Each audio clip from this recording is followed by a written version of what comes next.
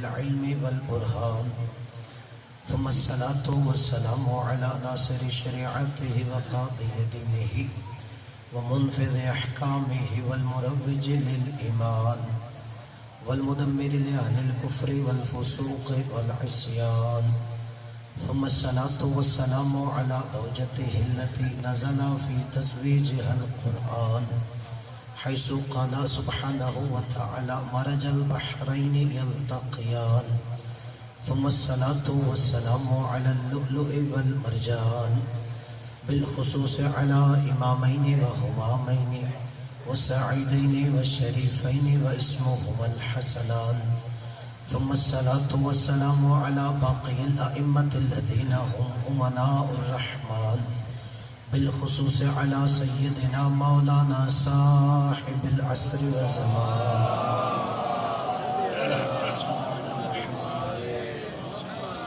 صلوات الله على محبه ولعنة الله على مبغضهم في كل حين وأوان أما بعد فقد قال الله سبحانه وتعالى في كتابه الفرقان بسم الله الرحمن الرحيم ولو اتبع الحق أهواءهم لفسدت السماوات والأرض ومن فيهن ملکی بواضح بلند صلوات پڑھیں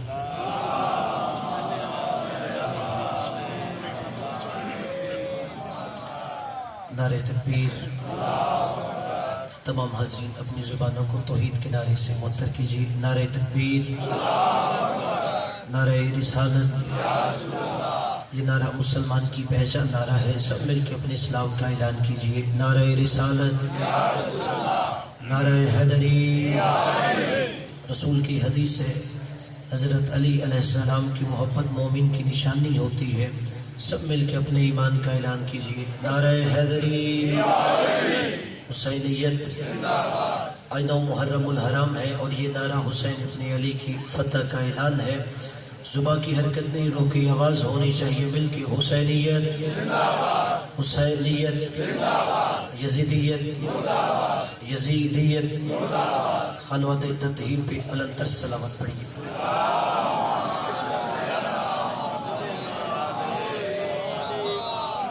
سب سے پہلے تو ہے کہ مالک آپ کا تشریف لانا اپنی بارگاہ میں قبول و منظور فرمائے جو بھی بندہ صفحہ ادا پہ آتا ہے دل میں کوئی نہ کوئی حسرت حاجت دعا لے کے آتا ہے یہ ذکر دعا کی قبولیت کا وسیلہ ہے مالک کے ذکر کے صدقے میں اب جو دعائیں حاجات لے کے اپنی بارگاہ میں مستجاب فرمائے اب تمام حاضرین بالاخص بانیان کے خانوادے کے مرحومین کے درجات بلند فرمائے ہم سب کو دنیا میں مولا حسین کی زیارت آخرت میں شفاعت نصیب فرمائے بڑی سب سے بڑی دعا مالک حجت دورہ بقیت اللہ امام زمانہ کے ظہور میں تاجر فرمائے ہمیں ان کے اعوان و انصار میں محشور فرمائے اپنے اپنے دعاؤں کی قبولیت کے لیے بلند تر صلوات پڑھیں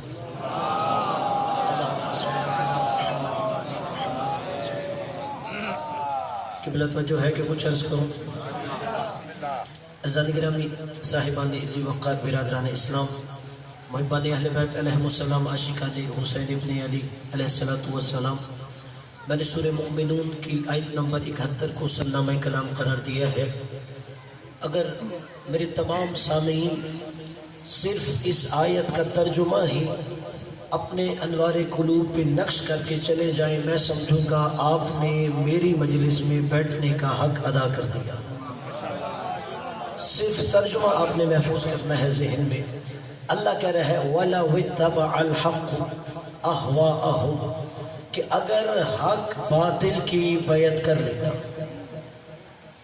وَلَوِ اتَّبَعَ الْحَقُّ أَهْوَاءَهُمْ اگر حق باطل کی بیعت کر لیتا اگر حق باطل کی خواہشات کی پیروی کر لیتا اگر حق باطل کے پیچھے چلنے لگتا اچھا ہوتا کیا لفسدت السماوات والارض نہ آسمان رہتا نہ زمین رہتی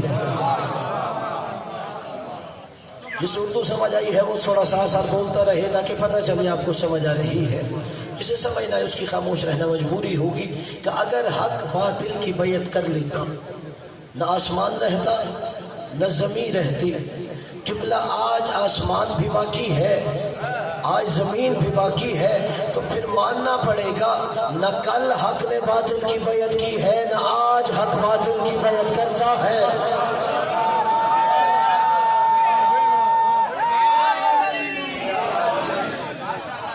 مالک آپ کو سلام کیے یہ ہاتھ کسی کے محتاج نہ ہو، اور قبلہ ذکر علی میں ہاتھ اٹھانے سے گھبرایا نہ کرو، یہاں ہاتھ اٹھانے سے عزتیں بڑھا کرتی ہیں، عزتیں گھٹا نہیں کرتی ہیں۔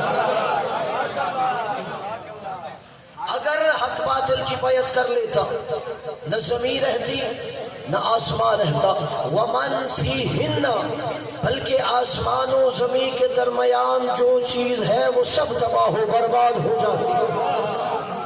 آج زمین بھی ہے، آسمان بھی ہے، اور قبلہ لوگ کہتے ہیں اس لیے حسین نے یزید کی بیعت نہیں کی، یزید فاسق تھا، یزید فاجر تھا، وہ شرابی تھا۔ اگر یزید فاسق نہ ہوتا پھر بھی حسین بیعت نہ کرتا۔ بھلا آپ کو سلام دیا دے، یہ ہاتھ کسی کے محتاج نہ ہو۔ اگر یزید فاسق نہ ہوتا، فاجر نہ ہوتا، شرابی نہ ہوتا، پھر بھی حسین اس کی بیعت نہ کرتا۔ چلو اور جملہ آسان کرتا ہوں، اور لوگ اس کی آڑ میں کیا کہتے ہیں، یزید فاسق تھا اس لیے حسین نے بیعت نہیں کی، اور کہتے ہیں شاید مولا حسن نے کسی کی بیعت کر لی ہو یا علی نے کسی کی بیعت کر لی ہو۔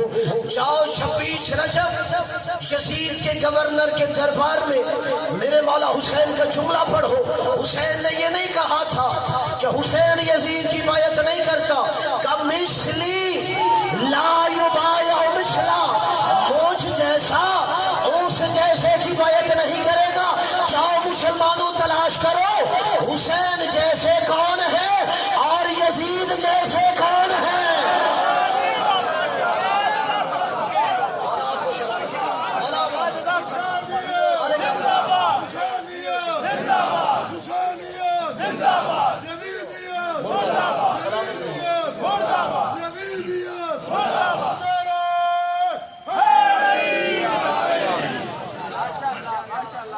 اس لیے حسین ابن علی نے کہا تھا جاؤ تلاش کرو حسین جیسے کون ہے، یزید جیسے کون ہے۔ اب مسلسل جب سے محرم شروع ہوا ہر جگہ حسین حسین سن رہے ہیں۔ خدا کی توحید کے بعد جو سب سے زیادہ آپ نام سن رہے ہوں گے ان دنوں وہ حسین کا نام ہے۔ ہر بندہ حسین حسین کر رہا ہے۔ کبھی جائیے یہ بھی تو کسی سے پوچھئے حسین کا مطلب کیا ہے۔ آپ کو ایک نتیجے تک لے کے جانا ہے کہ علی کسی کی بیعت کرتا ہے، حسن کسی کی بیعت کرتا ہے، حسین کا مطلب کیا ہے۔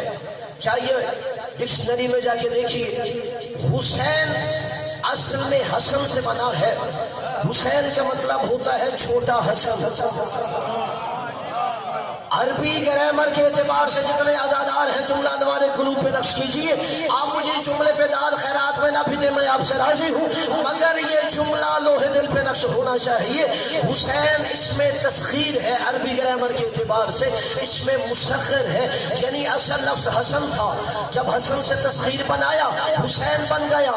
حسین کا مطلب چھوٹا حسن، یعنی حسن بڑا حسن، حسین چھوٹا حسن، حسن بڑا حسن، حسین چھوٹا حسن۔ اور ساری دنیا مانتی ہے حسین نے یزید کی بیعت نہیں کی۔ اب جاؤ خود فیصلہ کرو، جب چھوٹا حسن چھوٹے یزید کی بیعت نہیں کرتا جو جملہ سمجھا اسے میں داد دیتا ہوں۔ جو چھوٹا حسن چھوٹے یزید کی بیعت نہیں کرتا تو بڑا حسن کسی کی بیعت کیسے کرے گا۔ اب شاید دنیا کہے علی نے کسی کی بیعت کر لی ہو۔ اللہ نے کہا اگر حق باطل کی بیعت کر لے نہ آسمان رہے گا نہ زمین رہے گی۔ حق باطل کے ہاتھ میں ہاتھ نہیں دے سکتا، حق باطل کی بیعت نہیں کر سکتا۔ علی کے سوا آدم سے لے کے عیسیٰ تک کوئی بندہ دکھاؤ جس کے بارے میں نبی نے کہا ہو کہ الحق علی وعلی مع الحق، کہ حق علی کا نام ہے، علی حق کا نام ہے۔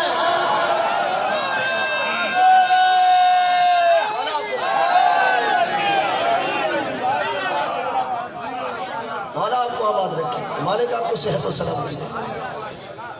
قبلہ ایک علی ہی کو تو نبی نے مجسم حق بنایا ہے، اور نبی نے کیا کہا تھا؟ اللہم ادر الحق حیث ما دار علی، برے الہ حق ادھر موڑ جدھر علی مڑتا جاتا ہے۔ یعنی برادران اسلام، علی آگے آگے ہوتے ہیں، حق پیچھے پیچھے ہوتا ہے۔ علی آگے آگے ہوتا ہے، حق پیچھے پیچھے ہوتا ہے۔ نبی نے کہا بارے الہ، حق کو علی کے پیچھے چلا، حق کو علی کے پیچھے چلا۔ ہمیں لوگ شیعہ کہتے ہیں۔ شیعہ کا مطلب کیا ہے؟ جاؤ عربی لغت میں تلاش کر لو۔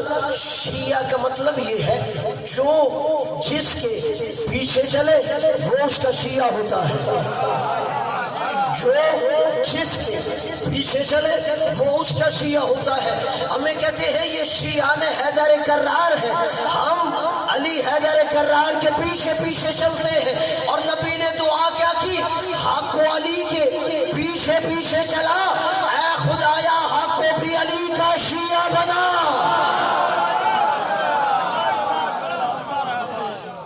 حق کو علی کا شیعہ بنا، حق کو علی کا شیعہ بنا۔ مجسم حق علی ابن ابی طالب ہے۔ دنیا پریشان ہو جاتی ہے، ہم کہاں کہاں حق تلاش کریں؟ نبی نے کہا جہاں حق ہوگا وہاں علی ہے، جہاں علی ہے وہاں حق ہے۔ اگر علی گھر میں ہے حق وہاں ہے، اگر علی مسجد میں ہے حق وہاں ہے۔ اگر جنگ کے میدان میں تو مسلمان آ جائے تو بندہ پریشان ہو جاتا ہے، میں کسے حق پہ مانوں؟ نبی نے کہا جنگ کے میدان میں جہاں علی ہوگا حق وہاں ہوگا۔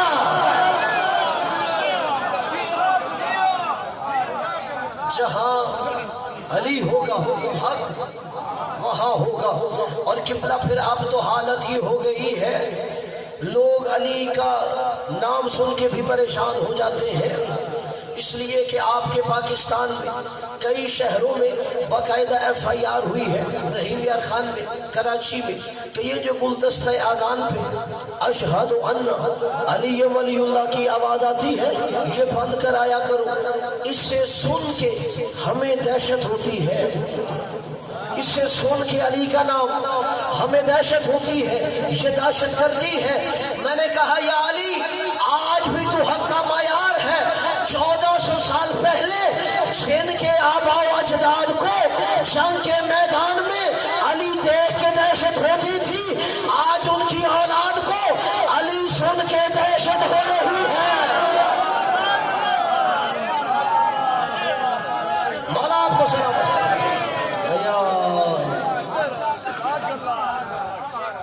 جن کے آبا و اجداد کو علی جنگ کے میدان میں دیکھ کے دہشت ہوتی تھی، آج وہ علی کا نام سنتے ہیں تو انہیں دہشت ہوتی ہے۔ اور مجھے عزت علی کی قسم تم علی کا ذکر تو روک ہی نہیں سکتے۔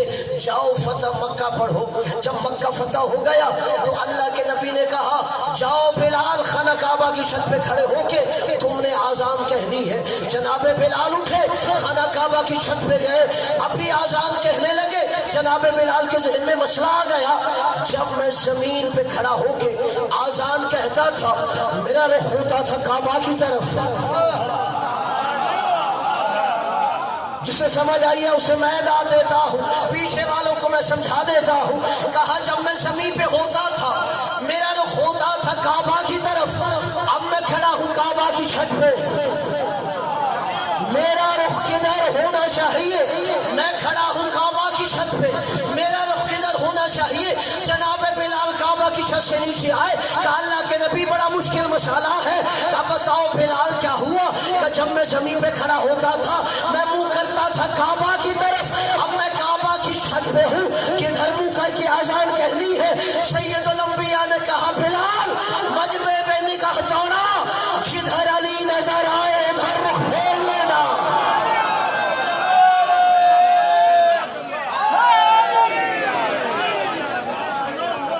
مولا آپ کو سلام کیا، مالک آپ کو آباد رکھے۔ کسی کو بری لگے یا بلی، خدا کے بعد نبی اور نبی کے بعد علی، ہم نامے کردگار ہوئے حق کے علی ولی، ہم نامے کردگار ہوئے حق کے علی ولی، چاہے خدا خدا پکارو چاہے علی علی، نعرہ مولا آپ کو سلام کہہ دے. ابھی آہستہ آہستہ یہاں تک لکھے. کہا جدھر علی ہے ادھر رخ پھیر. میں نے جب روایت پڑھی میں سوچنے لگا نبی یہ کہہ دیتے بلال ادھر رخ پھیر جدھر محمد مصطفیٰ ہے. یہ کہہ دیتے جدھر سید الانبیاء ہے بلال ادھر رخ پھیر. پھر میں نے حدیث پڑھی. میرے جتنے برادران اسلام ہے حوالہ دے رہا ہوں اہل سنت کی 2 کتابوں کا. ایک کتاب کا نام ہے اسط الخابہ, دوسری کتاب کا نام ہے کنوز الحقائق. پھر میں نے اس میں حدیث پڑھا, پتہ چلا نبی نے کیوں کہا علی کی طرف رخ پھیر بلال. حدیث ملی نبی نے آگے بڑھ کے علی کے شانے پہ ہاتھ رکھ کے کہا یا علی ما سالو کافی امتی کما سال الکعبہ. علی تیری امت میں مثال وہی ہے جو کعبہ کی مثال ہے. یعنی کعبہ بھی کعبہ, علی بھی کعبہ, کعبہ بھی کعبہ, علی بھی کعبہ, کعبہ بھی قبلہ, علی بھی قبلہ. مگر دونوں میں فرق ہے, کعبہ پیشانیوں کا قبلہ ہے, علی دلوں کا قبلہ ہے.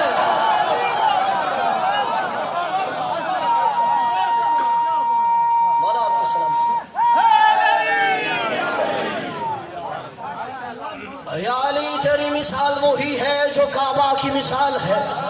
یعنی نبی نے کہا کعبہ بھی کعبہ ہے, علی بھی کعبہ ہے, کعبہ بھی قبلہ ہے, علی بھی قبلہ ہے. دونوں میں فرق ہے, کعبہ پیشانیوں کا قبلہ, علی دلوں کا قبلہ. کعبے کی طرف پیشانیاں جھکتی ہیں, علی کی بارگاہ میں دل جھک جاتا ہے. کعبہ صرف بیت اللہ ہے, کعبہ صرف بیت اللہ ہے, علی وجہ اللہ ہے, لسان اللہ ہے, عین اللہ ہے, وجہ اللہ ہے, مشیت اللہ ہے. علی سر سے لے کے پاؤں تک ولی اللہ ہے. دمت کلندر, دمت کلندر, دمت کلندر, بابر کا فاتح, کعبہ کا گوہر, بابا کا جوہر, داماد محمد, مجنان کا بابا, بادشاہ خدا وہ, مشکل گشا وہ, بادشاہ کی کوثر, بادشاہ کی معاشر, دمت کا مولا, ابدار کا مولا, ہدایت کا مولا. جوڑ سے بولو, جوڑ سے بولو, نعرہ مولا آپ کو سلامتیاں دے. مولا آپ کی نسلوں میں یہ سفر ولایہ جاری رکھے. کعبہ بھی کعبہ, علی بھی کعبہ, کعبہ بھی قبلہ, علی بھی قبلہ. کعبہ صرف بیت اللہ, علی وجہ اللہ ہے, لسان اللہ ہے, عین اللہ ہے, مشیت اللہ ہے, کعبۃ اللہ ہے, سر سے لے کے پاؤں تک ولی اللہ ہے. قبلہ پھر بھی دونوں میں ایک فرق ہے, کعبہ کی طرف دیکھنا بھی عبادت, علی کو دیکھنا بھی عبادت. کعبہ دیکھو تو بھی عبادت, علی کو دیکھو تو بھی عبادت. مگر دونوں میں ایک فرق ہے, ہاتھ میں تسبیح پکڑ کر کعبہ کعبہ کہتے رہو یہ عبادت نہیں ہوتی. ہاتھ میں تسبیح پکڑ کر علی علی کہنا بھی عبادت.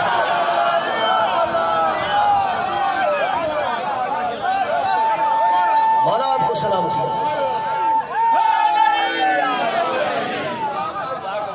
کعبہ کعبہ کہتے رہو یہ عبادت نہیں ہے. تسبیح پکڑ کے ہاتھ میں علی علی کہتے رہو یہ عبادت شمار ہوتی ہے.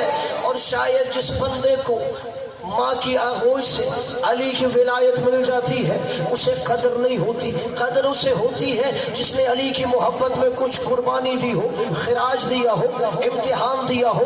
ایسی ہی علی کی چاہنے والی ایک ہے, نام اس کا حرہ سعدیہ ہے. اکثر نعتوں میں حلیمہ سعدیہ کی سنتے ہو نا نعتیں. حلیمہ سعدیہ کی بیٹی تھی, نام حرہ سعدیہ تھی, مگر علی کی ولایت کا پرچار کرنے والی تھی. کوفہ میں رہتی تھی, کیسے علی کی ولایت کا پرچار کرتی.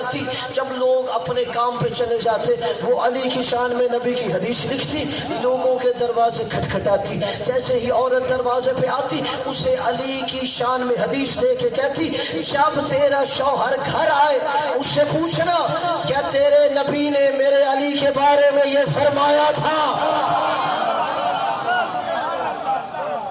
پیچھے والوں کی توجہ چاہوں گا.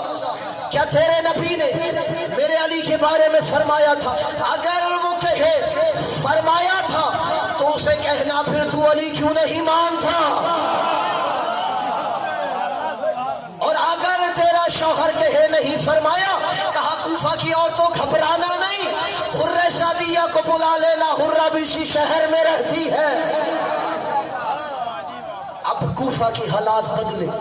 بنی امیہ کا ظالم ترین گورنر حجاج بن یوسف کوفہ کا گورنر بن گیا. اپنے علم دوستوں کو حوالہ دے رہا ہوں، میرا ایک جملہ بحار الانوار میں بھی ملے گا، فضائل ابن شاہزان کتاب میں بھی ملے گا. اب کہتے ہیں جیسے حجاج بن یوسف گورنر بنا، اس نے کہا علی کے چاہنے والوں کی فہرست بناؤ تاکہ میں انہیں زندان میں ڈال دوں، ان کا گھر گرا دوں، ان کا مال لوٹ لیا جائے. لوگوں نے حجاج کو کہا اس شہر میں ایک ایسی بھی علی کی چاہنے والی ہے جو علی کی شان میں حدیثیں لکھ کر لوگوں کے گھر دے کے آتی ہے. حجاج نے کہا ایسے کرو، پھر سب سے پہلے اس علی کی چاہنے والی کو گرفتار کر کے لاؤ. بے شمار. اب گئے سپاہی، دروازہ کھٹکھٹایا گیا. حرہ نے کہا کون ہے، کیوں آئے ہو، کس نے بھیجا ہے؟ 3 سوال. باہر سے آواز آئی حجاج بن یوسف کے سپاہی ہیں، حجاج نے بھیجا ہے، تجھے گرفتار کرنے آئے ہیں. جتنے میرے سامنے آزادار ہیں قبلہ آپ کے دروازے پر متعلقہ تھانے کے SHO وارنٹ گرفتاری لے کے آیا ہوں. آپ اسے کہو تم تھانے چلے جاؤ، میں آ جاؤں گا. نہیں جاتا، میں ہزاروں جانے علی کے شیعوں کے قدموں سے مس ہونے والی خاک پہ قربان کروں. اندر سے حرہ سعدیہ کہتی ہے حجاج کے سپاہیوں تم واپس چلے جاؤ. حرہ خود دربار میں آ جائے گی. سپاہی واپس چلے گئے. انہیں پتا تھا علی کی شیعہ ہے، جھوٹ نہیں بولتی. یہ جو ہاتھ اٹھے انہیں میں داد دیتا ہوں. انہوں نے کہا علی کی شیعہ ہے، جھوٹ نہیں بولتی. چلے گئے. اب تمہاری میری شریعت کا مسئلہ ہے. اگر مجھے پتا ہو مجھے محبت علی میں قتل کر دیا جائے گا، قتل کرنے کے بعد مجھے غسل میت بھی نہیں دیا جائے گا، تو میں اپنی زندگی میں غسل میت کے عوض غسل شہادت کر سکتا ہوں. حرہ سعدیہ کو پتا ہے مجھے جس دشمن علی نے بلایا ہے وہاں سب سے بڑا جرم محبت علی ہوتا ہے. حرہ سعدیہ نے زندگی میں غسل میت کے عوض غسل شہادت کیا. غسل شہادت کرنے کے بعد جیسے ہی چلنے لگی حرہ سعدیہ تو بچوں نے آ کے گھیر لیا. شیعہ نے حیدر کرار علی کی ولایت پہ ناز کیا کرو، کتنا بڑا یہ سرمایہ ہے. بچوں نے آ کے گھیر لیا. اماں کہاں جا رہی ہو؟ حرہ سعدیہ نے ایک جملہ کہا بچوں مفت میں علی کی ولایت ملی تھی، آج قیمت ادا کرنے جا رہی ہے.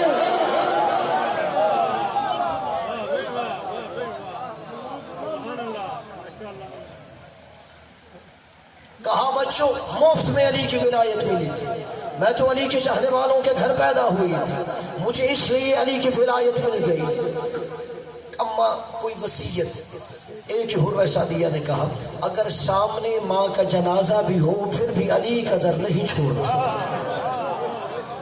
تو تم دیکھو ماں کو علی کی محبت کی وجہ سے قتل کر دیا کہ نہیں چلو علی کا در چھوڑ دیتے ہیں، یہی وصیت ہے. حرہ سعدیہ گئی دشمن علی کے دربار میں. حجاج بن یوسف کہتا ہے حرہ سعدیہ میں نے سنا ہے تیرا یہ عقیدہ ہے علی نبی کے ہر صحابی سے افضل ہے. حرہ کہتی ہے تو نے جھوٹ سنا ہے. کہ نہیں میرے جاسوس جھوٹی خبر نہیں دیتے، انہیں پتا ہے اگر یہاں جھوٹی خبر دیں گے تو میں سر اتار دوں گا. کہ نہیں انہوں نے بتایا کہ حرہ سعدیہ کا عقیدہ ہے علی نبی کی ہر صحابی سے افضل ہے. پھر وہ کہتی ہے تو نے جھوٹ سنا ہے. جب 30 دفعہ اس نے کہا نہیں تیرا یہ عقیدہ ہے کہ نبی کی ہر صحابی سے علی افضل ہے، اس نے کہا تو نے جھوٹ سنا. پھر حجاج کہتا ہے اگر یہ جھوٹ ہے تو بتا سچ کیا ہے. حرہ سعدیہ کہتی ہے سن میرا بھی عقیدہ ہے اور علی کے ہر شیعہ کا یہ عقیدہ ہے علی نبی کے ہر صحابی نہیں، آدم سے لے کے عیسیٰ تک ہر نبی سے افضل ہے.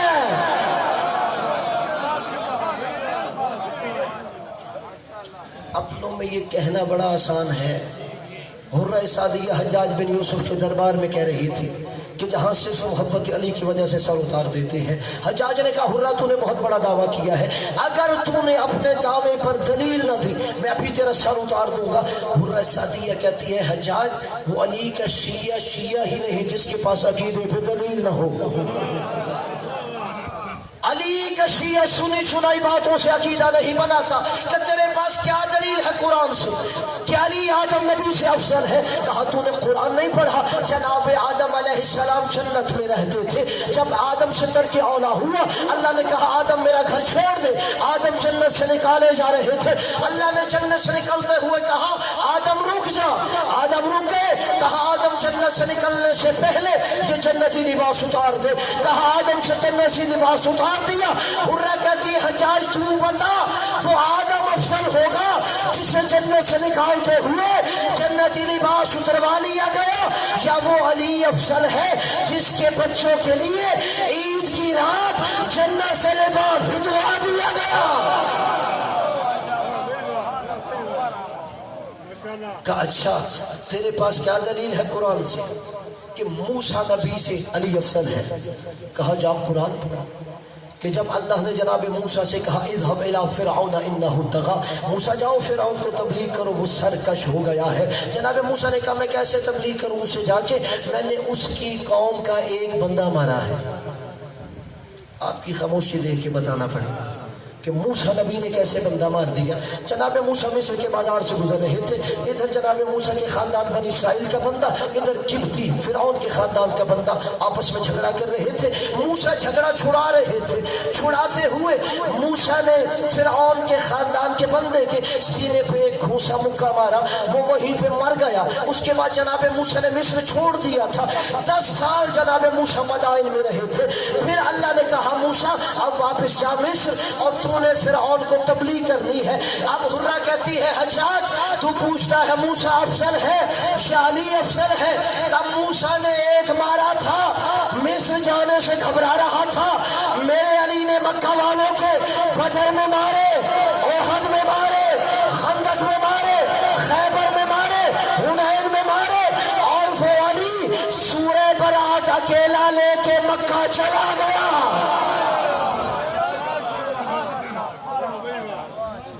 اچھا تیرے پاس کیا دلیل ہے قرآن سے کہ علی ابراہیم سے افضل ہے؟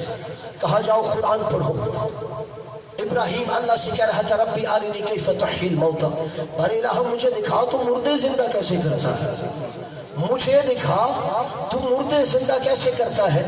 اللہ نے کہا اولم تؤمن، کیا موسیٰ تو میری قدرت پہ ایمان نہیں رکھتا؟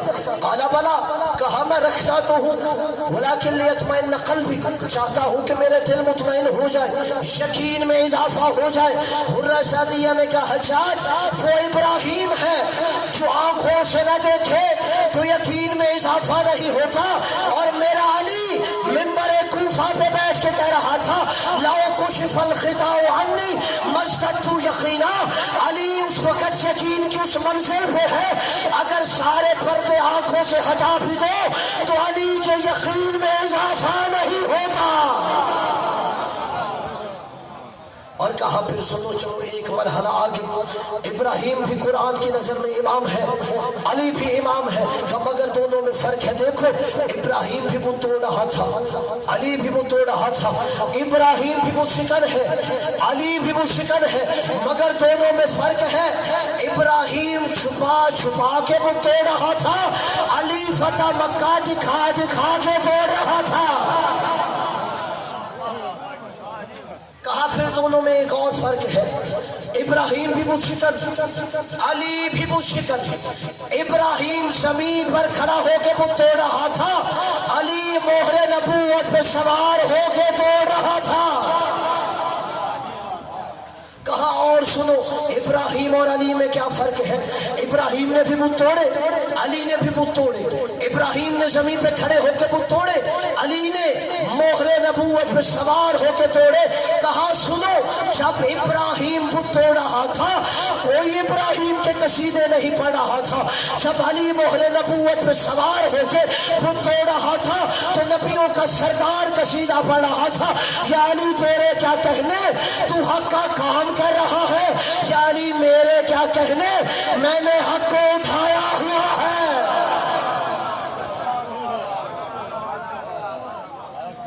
اور کہا پھر سنو، جب ابراہیم گیا نمرود کے دربار میں اور نمرود کو دعوت توحید دی، نمرود نے کہا تیرا خدا کون ہے؟ کہ میرا خدا وہ ہے جو مردوں کو زندگی دیتا ہے، زندوں کو موت دیتا ہے۔ نمرود نے کہا وہ کام میں بھی کر سکتا ہوں۔ وہ جسے سولی پہ لٹکانا تھا کہا اسے آزاد کر دو، وہ جو بے گناہ تھا کہا اسے سولی پہ لٹکا دو۔ کہا دیکھ ابراہیم، اس سے موت آنی تھی، میں نے زندگی دے دی، یہ جو زندہ تھا اسے میں نے موت دے دی۔ اب آگے قرآن کہتے جناب ابراہیم نے کہا میرا خدا وہ ہے جو سورج مشرق سے نکالتا ہے، اگر تو خدا ہے سورج مغرب سے نکال۔ فبہت الذی کفر، یہ بات سن کے کافر مبہوت ہو گیا، پریشان ہو گیا۔ یہ ابراہیم کیا کہہ رہے ہیں کہ اگر تو خدا ہے سورج مغرب سے نکال۔ شیعہ حیدر کرار جنگ صفین پہ واپسی سے علی نے ڈوبتا ہوا سورج مغرب سے پلٹا کر سر سجدے میں رکھ کے بتایا دادا ابراہیم، مغرب سے سورج پلٹا لینا خدا ہونے کی دلیل نہیں، یہ تو علی بھی پلٹا رہا ہے، یہ تو حجت خدا ہونے کی دلیل ہے۔ اس لیے شاعر نے 4 مصروں میں کہا خدا جانے فضائل کا سفر آخر کہاں تک ہے، کہ علی کے فضائل کوئی کیا جانے، خدا جانے فضائل کا سفر آخر کہاں تک ہے، علی کی مدح کا پہلا قدم آسمان تک ہے۔ علی کی مدح کا جسے اردو سمجھ آتی ہے وہ جملہ انوار قلوب پہ نقش کرے، خدا جانے فضائل کا سفر آخر کہاں تک ہے، علی کی مدح کا پہلا قدم آسمان تک ہے۔ پلٹ کر ڈوبتے سورج نے یہ سمجھا دیا سب کو، جہاں تک مرتضیٰ چاہے میرا مشرق وہاں تک ہے، جہاں تک مرتضیٰ چاہے میرا مشرق وہاں تک ہے۔ اس لیے جب اپنے دل میں علی کی ولایت کو محسوس کرتے ہو تو ناز کیا کرو، اور یہی وجہ ہے کہ نبی نے علی کو ہی جنت و جہنم تقسیم کرنے والا بنایا۔ یا علی انت قسیم النار والجنہ، علی تو جنت و جہنم تقسیم کرنے والا ہے۔ جملہ میرا نہیں، 8ویں امام رضا کا ہے۔ جب مامون نے امام سے یہی کہا آپ کیسے کیسے اپنے جد علی کے فضائل لوگوں کو سناتے ہو کہ آپ کہتے ہو علی جنت و جہنم تقسیم کرنے والا ہے، کہا کیسے علی جنت و جہنم تقسیم کرتا ہے؟ مولا نے کہا اچھا تو یہ نہیں مانتا کہ علی جنت و جہنم تقسیم کرے گا؟ کب میں نہیں مانتا۔ مولا نے کہا اچھا ایک اور نبی کی حدیث ہے کہ نبی نے کہا یا علی حبک کا ایمان و بغضک کا کفر و نفاق، علی جس دل میں تیری محبت ہے وہ مومن ہے، جس دل میں تیرا بغض ہے وہ منافق ہے۔ کہا یہ حدیث نبی نے فرمائی تھی۔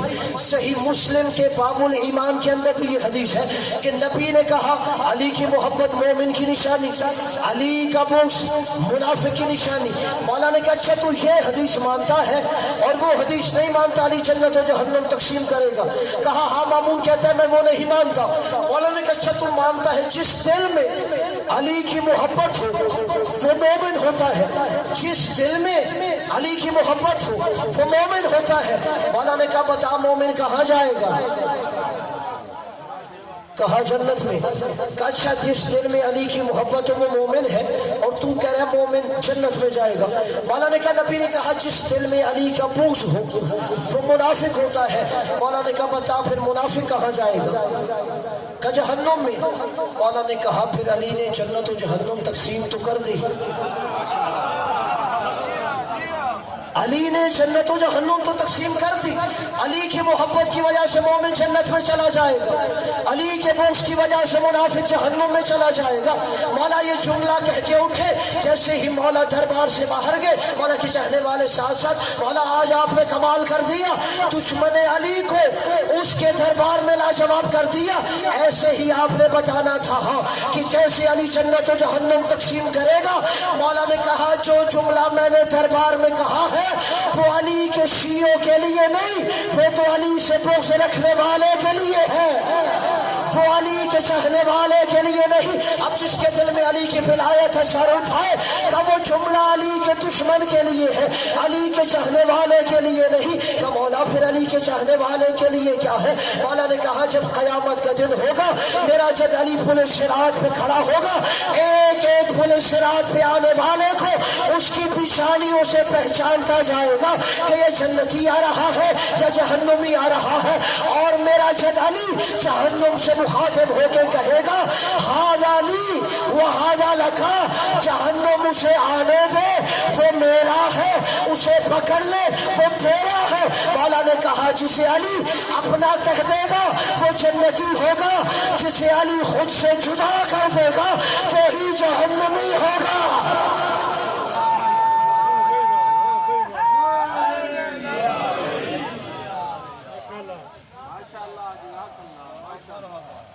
کہا جسے علی اپنا کہہ دیں گے وہی جنت میں چلا جائے گا، اور جسے علی خود سے جدا کر دے گا وہی جہنم میں چلا جائے گا۔ اور قبلہ اکثر ہمیں موت اور اس کے بعد کے مراحل سے ڈرایا جاتا ہے، ہاں روایات ہیں مگر وہ آدھی سنا کر، کہ موت کا مرحلہ بڑا مشکل ہوتا ہے، مگر اس مشکل کے لیے نبی نے مشکل کشا بھی دکھائے تھے۔ جائیے حارث حمدانی کتاب کا حوالہ دے رہا ہوں، بشارت المصطفیٰ لشیعت المرتضیٰ، اس میں ہے کہ حارث حمدانی مولا کی بارگاہ میں آیا، جیسے ہی دیکھا مولا نے حارث حمدانی مایوسیوں کی باتیں کر رہا ہے۔ مولا نے کہا حارث حمدانی اتنا مایوس کیا ہے؟ کہا مولا کتنا عرصہ ہو گیا ہے بستر بیماری پہ پڑا ہوں، اب سامنے موت نظر آتی ہے۔ مولا نے کہا حارث حمدانی تیرے دل میں میری ولایت ہے اور موت سے ڈر رہا ہے؟ قبلہ ڈرے ہوئے سے بات نہیں کر رہا کہ تیرے دل میں علی کی ولایت ہے اور موت سے ڈر رہا ہے۔ پھر مولا نے وہاں اپنا مشہور جملہ کہا یا حارو حمدان من یمت یارانی، حارث حمدانی جو بھی مرتا ہے، جو بھی مرتا ہے علی کو دیکھتا ہے، بس فرق یہ ہے کوئی علی کو دیکھ کے ہی مر جاتا ہے، جو بھی مرتا ہے وہ علی کو دیکھتا ہے، مومنن کانا او منافقن، مومن مرے وہ بھی علی کو دیکھتا ہے، منافق مرے وہ بھی علی کو دیکھتا ہے۔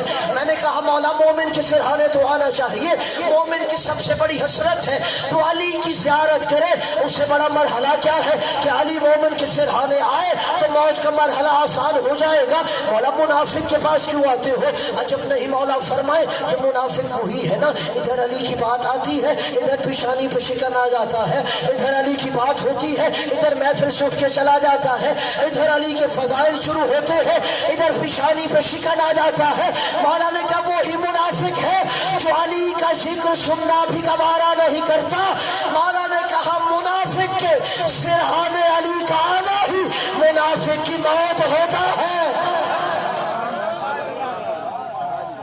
منافق کے سرحانے علی کا آ جانا ہی منافق کی موت ہے، کہ وہ دیکھتا ہے کہ جس کے بغض میں ساری زندگی جیتا رہا موت سے پہلے وہی آ گیا ہے۔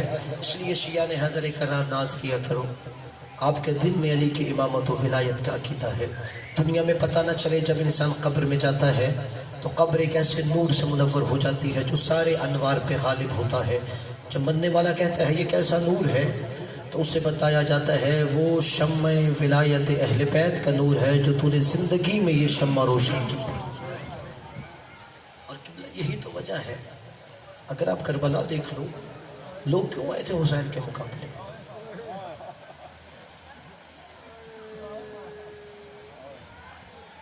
کیا سمجھتے ہو کیوں آئے تھے؟ اس لیے کہ وہ نماز نہیں پڑھتے تھے، روزہ نہیں رکھتے تھے، حج کرنے نہیں جاتے تھے، زکوٰۃ نہیں دیتے تھے۔ اہل سنت کتاب کا حوالہ دے کے یہ بات کرنے لگا ہوں۔ کتاب کا نام ہے جناب المودہ، سلیمان قندوزی حنفی مفتی قسطنطنیہ کی کتاب ہے، کہ حسین ابن علی نے 10 محرم کو لشکر یزید سے کہا لما تقتلوننی، حسین کو کیوں قتل کر رہے ہیں؟ لشکر یزید نے ایک جواب دیا، بغضاً لأبی کا، حسین تجھے تیرے باپ علی کے بغض میں قتل کر رہے ہیں۔ جب دل میں علی کا بغض ہوتا ہے پھر لوگ کربلا میں حسین کے مقابلے پہ آتے ہیں۔ اور عزاداروں، دشمنی میں لوگ بیٹے مار دیتے ہیں، بھائی مار دیتے ہیں، بھتیجے بھانجے مار دیتے ہیں، مگر غیرت مند دشمن بھی بیٹیوں کا حیا کرتا ہے۔ کہ بیٹیاں سب کی ساتھ ہوتی ہیں، مگر علی کا دشمن اتنا کم ظرف تھا، وہ علی کے بدلے علی کی بیٹیوں سے لے رہے تھے۔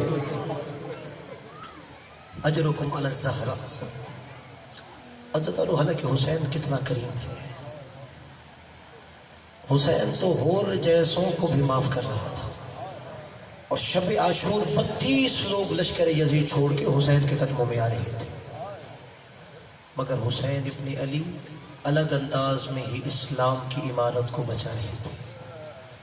جب آخری وقت آیا نا اور مولا حسین نے استغاثہ بلند کیا، حل من ناصر ینصر، ہے کوئی حسین کی مدد کرنے والا؟ عزدہ فرات کے کنارے شہداء کے لاشیں تڑپنے لگے، کہا ہوگا زہرا کہ لال غربت کا استغاثہ کیوں دے رہا ہے، ہمیں نئی زندگی دے، ہر زندگی تیرے قدموں پہ قربان کر دیں گے۔ عزدارو اب جو کہا نا حل من ناصر ینصرنا، 6 ماہ کے بچے نے خود کو جھولے سے گرا دیا۔ اجرکم علی الزہرا، عزدارو اگر کبھی سے کسی کو کربلا سنانی ہو نا تو بات حسین کی علی اصغر سے شروع کیا کرو۔ حسین مولا آئے، کہا زینب یہ خیموں میں کیسا کوہرام بپا ہے؟ کہا حسین جب سے تو نے غربت کا استغاثہ دیا ہے، اصغر نے خود کو جھولے سے گرا دیا۔ اجرکم علی الزہرا، کوشش کرنا ہر آنکھ کا وضو ہو جائے، آج 9 محرم الحرام ہے، رونا نہ آئے، رونے کی شکل بنانا بھی عبادت ہوتی ہے تاکہ آنکھوں سے کیے ہوئے گناہ معاف ہو جائیں۔ مولا حسین نے کہا میں علی اصغر کو پانی پلانے کے لیے لے جاتا ہوں۔ حسین مولا نے علی اصغر کو اٹھایا، مگر روایت ہے کہ مولا نے عبا کے دامن کے نیچے چھپا لیا علی اصغر کو۔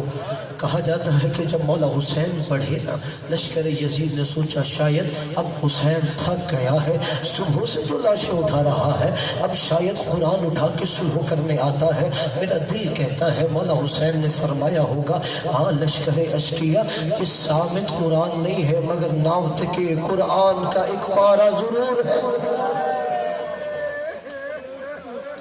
عزادارو بڑا مشکل ہوتا ہے جو دنیا کو عطا کرنے والا ہو اسے مانگنا پڑ جائے۔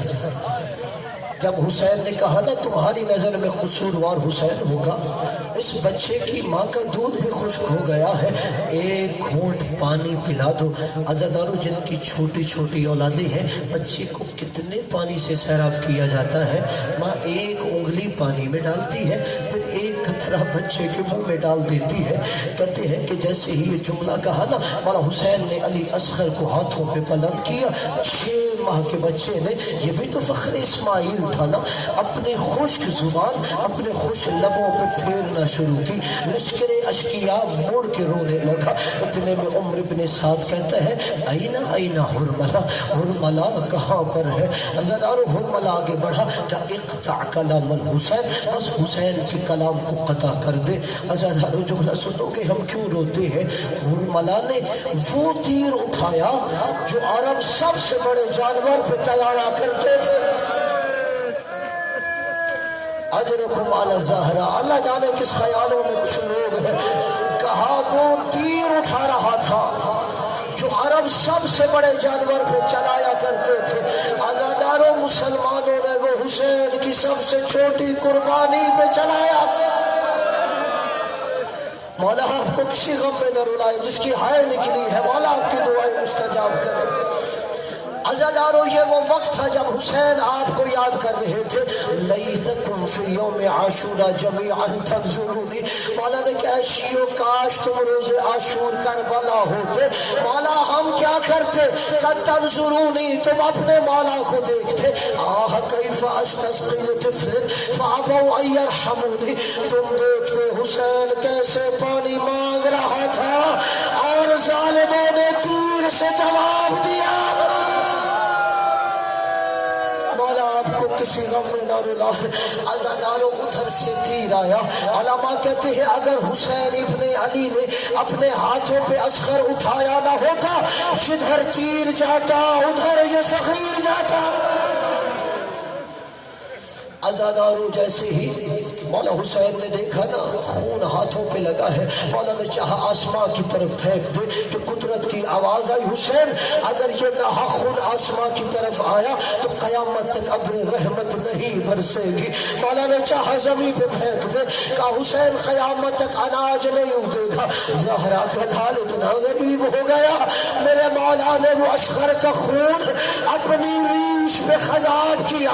کبار الہا کبار رہنا, اسی حالت میں تیری عدالت میں آؤں گا. اجرکم علی الزہرا. عزادارو آپ تو یہی سنتے ہیں نا کہ علی اصغر کا گلا چھل گیا, مگر مجھے عزت امام زمانہ کی قسم زیارت ناہیہ میں یہ جملے نہیں ہیں. میرے امام زمانہ زیارت ناہیہ میں کیا کہتے ہیں؟ السلام علی الذی ذبح من الاذن الی الاذن. میرا سلام ہو کربلا کے اس ششماہے پر جو ایک کان سے دوسرے کان تک ذبح ہو گیا. اللہ جانے زہرا کا لال کتنا غریب ہو گیا. باپ کے ہاتھوں پر 6 ماہ کا بیٹا ایک کان سے. اجرکم علی الزہرا. عزادارو میرا وقت کا امام کہتا ہے میرا سلام ہو شہید پر. السلام علی الذی ذبح من الاذن الی الاذن. میرا کربلا کے اس 6 ماہ کے بچے پہ سلام ہے جو باپ کے ہاتھوں پر ایک کان سے دوسرے کان تک ذبح ہو گیا. اجرکم علی الزہرا. اب مولا حسین نے اٹھایا, مولا حسین خیمے کی جانب واپس گئے. مولا نے پھر علی اصغر کے اوپر ابا کا دامن کر لیا کہ کہیں بہن یا ماں مر نہ جائے. عزادارو آپ روز عاشور عمل کرتے ہو نا کہ انا للہ و انا الیہ راجعون, رضا بقضائہ و تسلیما لامرہ. آگے بڑھتے ہو پھر پیچھے ہٹتے ہو, پھر آگے بڑھتے ہو پھر پیچھے ہٹتے ہو. یہ حسین ابن علی کی سنت ہے.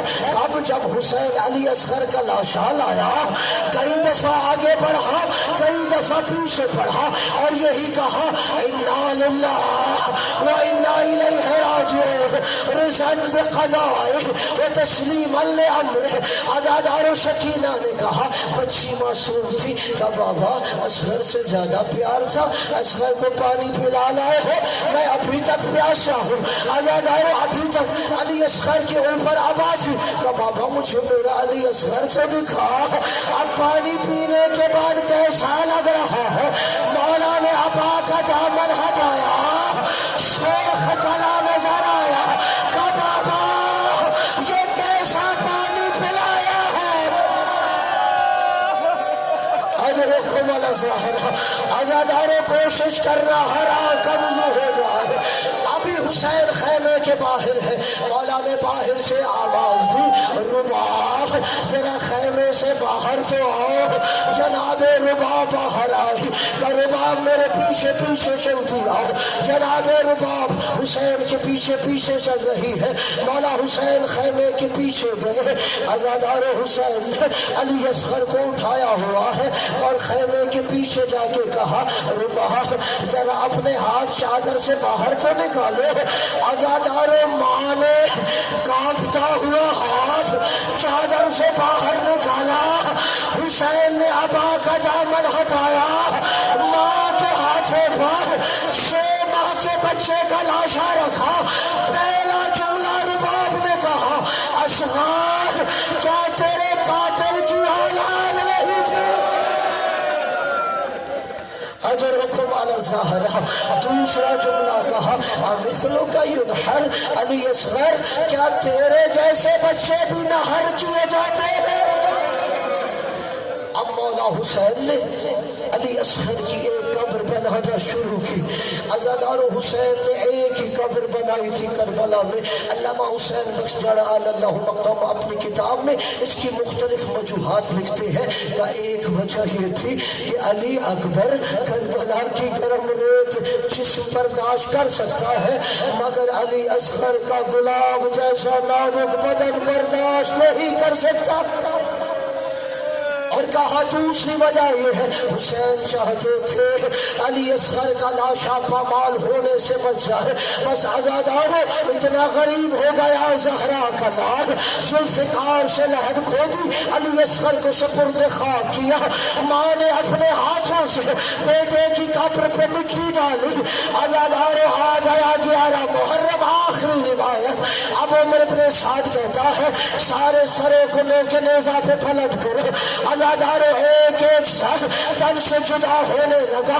اتنے میں سعد ملعون کہتا ہے ابن سعد نے کہا کہ آئے 72 تھے یہ سر 71 ہے ایک سر نہیں ہے.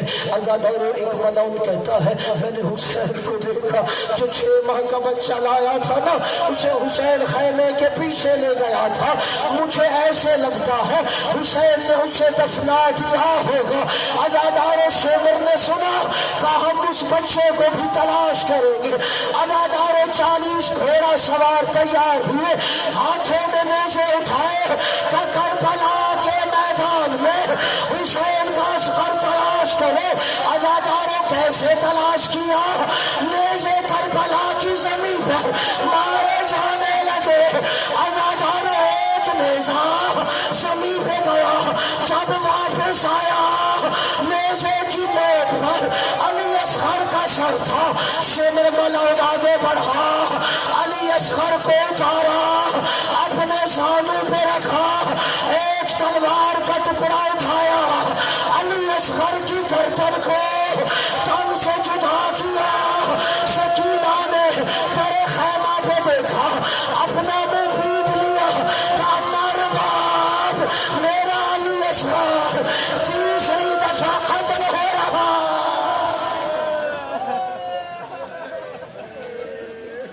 ألا لعنة الله على القوم الظالمين وسيعلم الذين ظلموا أي منقلب ينقلب.